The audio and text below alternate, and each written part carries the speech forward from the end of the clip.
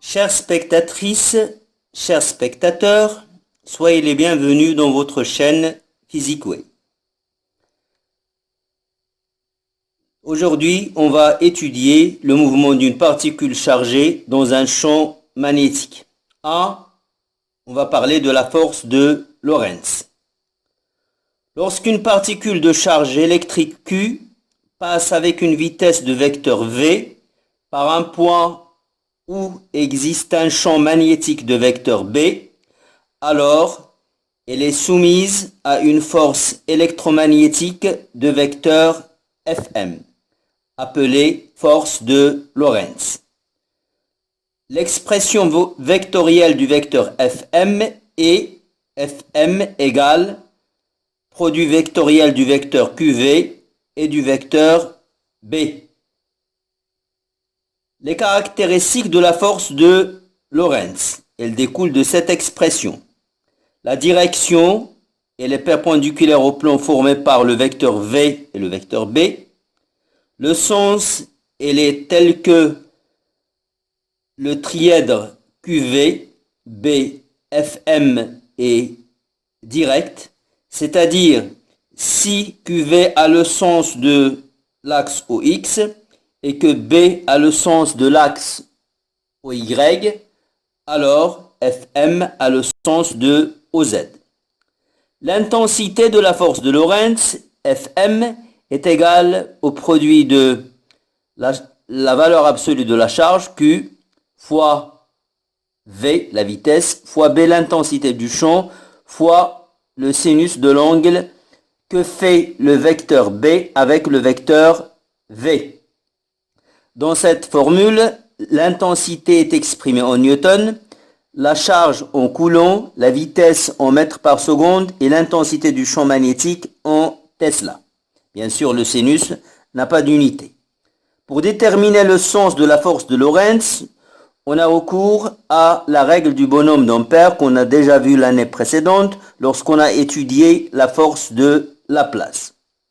On dispose le bonhomme d'Ampère de telle façon à ce que QV soit des pieds vers la tête. Et là, faites attention, le sens de QV n'est pas toujours celui de V. Ça dépend du signe de Q. Ce n'est vrai que si Q est positive. Si Q est négative, le vecteur QV aura le sens contraire du vecteur V. On dispose le bonhomme d'Ampère de telle façon à ce que B sort de son visage. Comme ça, vers l'avant, B. Le sens de la force de Lorentz est alors indiqué par la main gauche du bonhomme d'Ampère, la main gauche qui est tendue latéralement et écartée du torse. Le bonhomme d'Ampère, on peut le construire avec un stylo, un marqueur ou un stylo simple. Là, c'est les pieds, là, c'est la tête, là, c'est le visage, et là, c'est la main gauche. Le vecteur QV, c'est sa pointe, elle est orientée de la tête, des pieds vers la tête. Le vecteur B, elle sort du visage, comme ça. Et le vecteur F a le sens indiqué par la main gauche. C'est la règle du bonhomme d'Ampère. 2. On va étudier le mouvement d'une particule chargée dans un champ magnétique uniforme. C'est quoi un champ magnétique uniforme? C'est un champ magnétique dans lequel le vecteur B reste constant. Il garde les mêmes caractéristiques en tout point du champ. Le champ magnétique uniforme est délimité par ce rectangle. Le vecteur champ, comme vous voyez, est représenté par un petit cercle avec une croix dedans. Ça veut dire que B est perpendiculaire au plan de la figure et il est orienté vers l'arrière, comme ça. la particule chargée, et si on va prendre le cas d'une particule chargée, d'une charge qui porte une charge négative, Q inférieur à 0, elle pénètre dans le champ par le point O avec une vitesse de vecteur V0. La première chose à faire, c'est de choisir un repère pour étudier le mouvement de la particule. On va choisir le repère orthonormé OX, OY et OZ vers l'avant. Comme ça. OX a le sens du vecteur vitesse V0. OY, elle est perpendiculaire à OX. Et OZ, elle est comme ça, elle est orientée vers l'avant.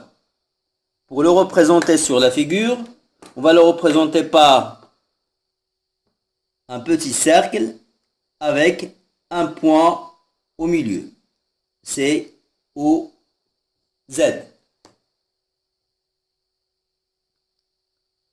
La première chose à faire, c'est de choisir le système étudié. Bien sûr, le système étudié, c'est la particule chargée. Système particule chargée. Dans notre cas, elle est chargée négativement. Le bilan des forces.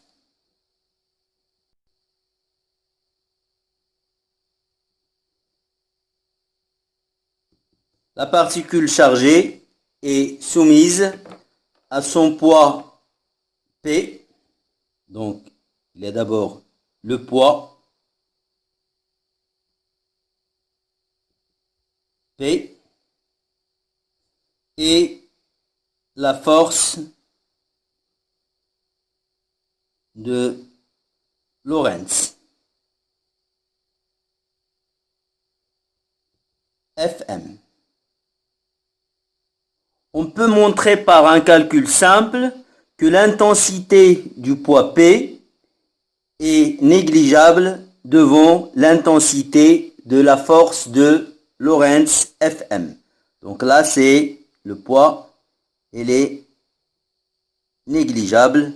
On ne va pas en tenir compte.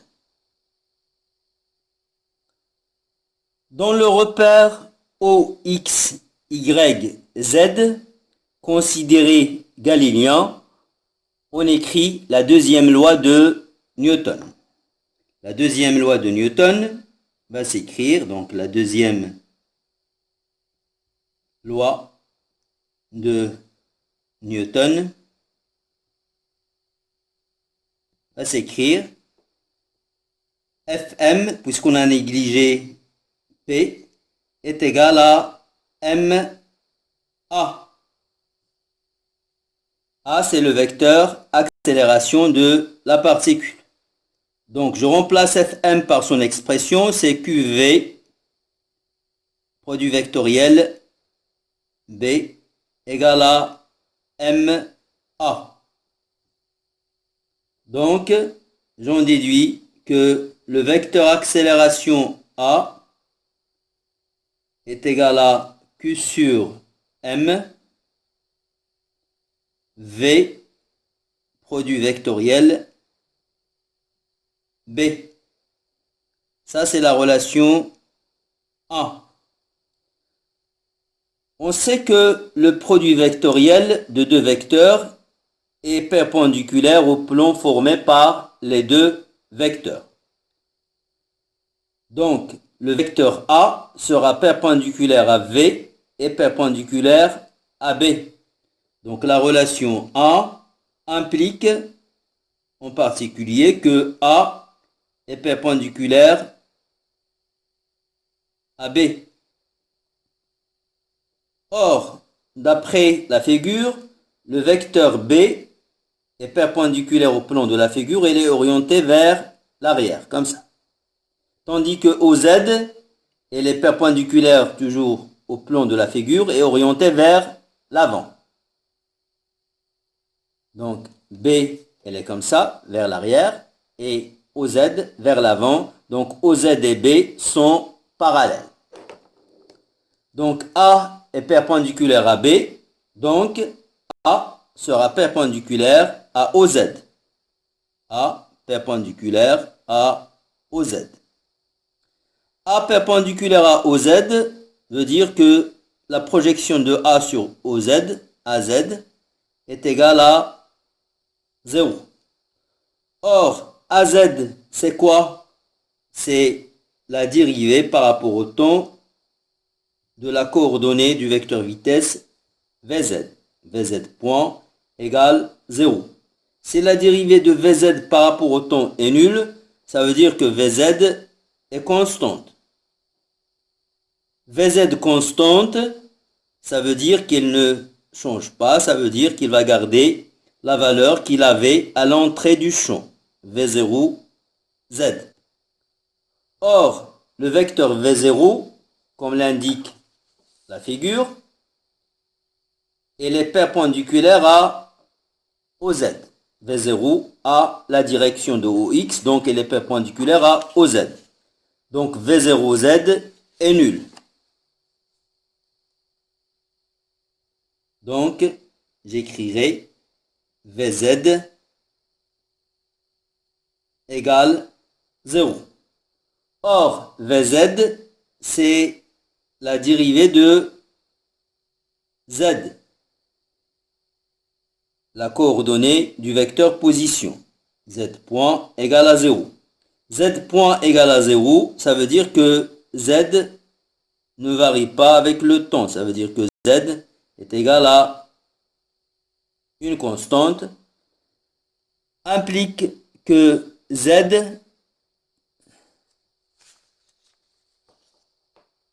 est égal à la valeur initiale, Z0. Or, la particule a pénétré par l'origine du repère. Donc, Z égale 0. Donc, au cours du mouvement, la cote Z gardera la valeur 0. Donc, la particule restera dans le plan OX, Y. Donc, le mouvement de la particule,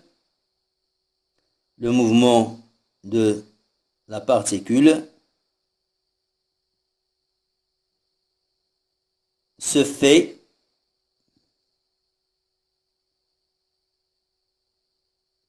dans le plan OX, Y. Donc, j'en déduis que le mouvement de la particule est plan.